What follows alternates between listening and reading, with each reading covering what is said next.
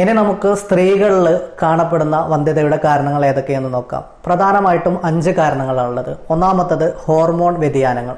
Thyroid ഹോർമോൺസിന്റെ വ്യതിയാനവും അതുപോലെ തന്നെ സ്ത്രീ ഹോർമോണുകളായിട്ടുള്ള ഈസ്ട്രോജൻ, പ്രൊജസ്ട്രോൺ, FSH, LH പോലെയുള്ള ഹോർമോണുകളുടെ വ്യതിയാനവും.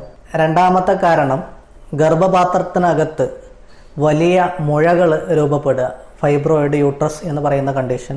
മൂന്നാമത് ഇന്ന് 80 മുതൽ 90% സ്ത്രീകളിലും വളരെയധികം കോമൺ ആയിട്ട് കാണപ്പെടുന്ന PCOD.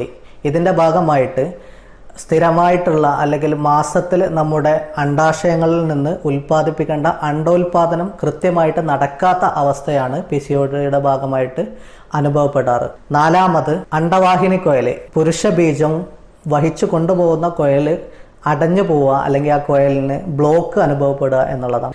അഞ്ചാമതായിട്ട് കാണപ്പെടുന്നത് തുടരെ നടക്കുന്ന അബോർഷനുകളാണ്.